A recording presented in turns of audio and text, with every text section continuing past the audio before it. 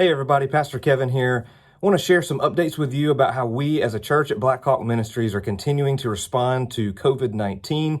As you know, cases are spiking and exposure continues to increase. And so we are working with local and government officials to make sure that we partner together to keep our city, to keep our community, and to keep you and your families safe. And so we want to really steward well how we serve and love your family during times like this. And so every decision we make from our elders, our pastors, our staff, as we continue to come together to seek God's face is always bathed in prayer.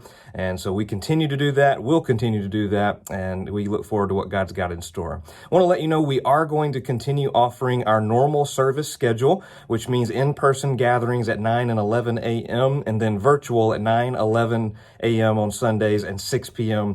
on Sunday. So we're following our normal schedule. And so you can catch us online. You can come in person.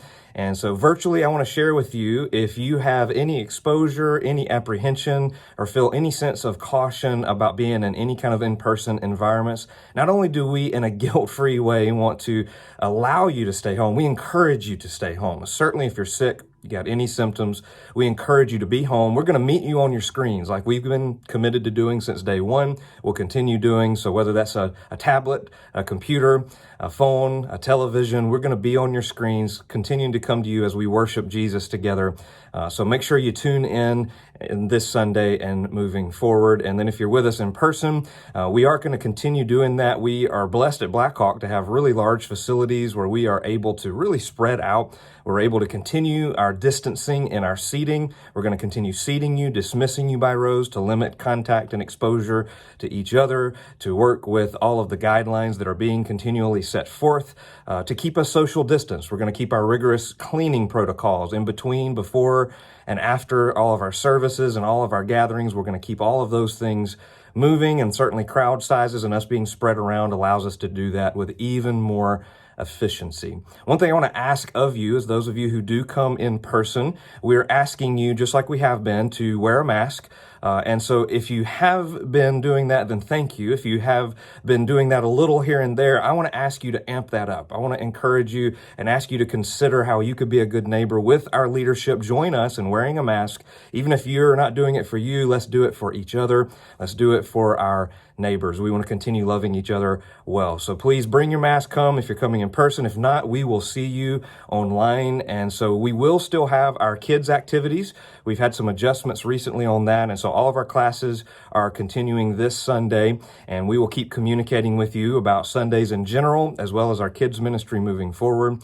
Our life groups, adult life groups, whether they are on campus, off campus, all look different. Some are virtual, some have taken a break, some are doing different things. And so get with your life group leader, if you haven't already heard from them, to be sure you know what your life group is doing. And if you don't have a life group, then we would love to help you find a life group. We have learned that community matters so much during this year of 2020, and there's a life group just for you. We'd love to help you get connected to them. And so as we go through this, I want to encourage you with a few things. First of all, continue to pray for leadership in our country, leadership in our church, as we just continue seeking God in prayer, and you do the same with us as we look for God's heart in all of this to make good, prudent stewardship decisions while also keeping our main focus, the main thing in our life, and that is worshiping Jesus in spirit and in truth. Secondly, look for ways to be a good neighbor.